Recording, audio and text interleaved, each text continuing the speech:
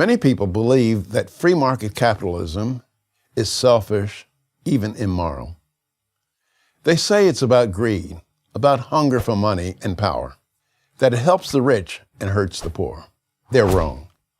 The free market is not only economically superior, it is morally superior to any other way of organizing economic behavior. Here's why. The free market calls for voluntary actions between individuals. There's no coercion. In a free market, if I want something from you, I have to do something for you. Let's say I mow your lawn, and you pay me $20. What does that $20 really mean?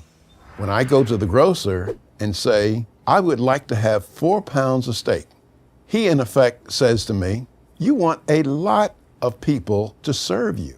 Ranchers, truckers, butchers, and packagers. All these people have to be paid. What did you do to serve your fellow man? Well, I say, I mowed my fellow man's lawn. And the grocer says, prove it. Then I offer him the $20. Think of the money that you've earned as a certificate of performance. It's proof that you've served your fellow man. People accuse the free market of not being moral because they say it's a zero-sum game, like poker, where if you win, it means that I have to lose. But the free market is not a zero-sum game, it is a positive-sum game. You do something good for me, such as give me that steak, and I'll do something good for you, give you $20. I'm better off because I value the steak more than I value the $20, and the grocer is better off because he valued the $20 more than he valued the steak. We both win. Ironically, it's the government, not the free market, that creates zero-sum games in our economy. If you use the government to get a food stamp, a farm subsidy, or a business bailout, you will benefit, but at the expense of your fellow citizens. Isn't it more moral to require that people serve their fellow man in order to have a claim on what he produces, rather than not serve others and still have a claim? But a lot of people ask, what about giant corporations? Don't they have too much power over our lives? Not in a free market, because in a free market, we, the people, decide the fate of companies who want our business.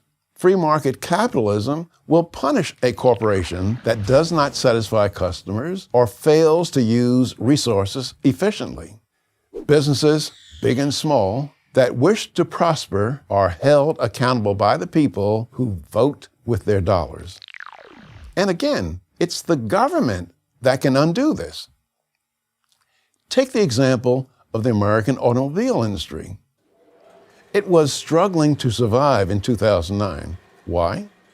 Because they were producing cars that did not please a sufficient number of their fellow men. In a free market, they would therefore have gone bankrupt. The market would have said, look, you're done. Sell your plant and equipment to somebody who can do a better job. But when Chrysler and General Motors failed, they went to Washington, D.C., and got the government to bail them out. The government bailout essentially meant to them, you don't have to be accountable to customers and stockholders. No matter how inferior your product is, and no matter how inefficient you are, we'll keep you in business by taking your fellow man's money. When the government interferes in this way, it takes the power away from the people and rewards companies that couldn't compete successfully in the marketplace. That may work out very well for politicians, big unions, and corporate officers, but it seldom does for the taxpayer. That's why a free market system can only work if there is limited government. Limited government means you and I decide which businesses survive. That's the America that our founding fathers envisioned. A limited government that has only a few specifically mentioned or enumerated powers that are listed in Article 1, Section 8 of the United States Constitution. It's this brilliant limited government notion that produced the wealthiest nation in history. In a free market, the ambition and the voluntary effort of citizens, not the government, drives the economy. That is, people, to the best of their ability, shaping their own destiny. Sounds pretty moral to me. I'm Walter Williams of George Mason University for Prager University.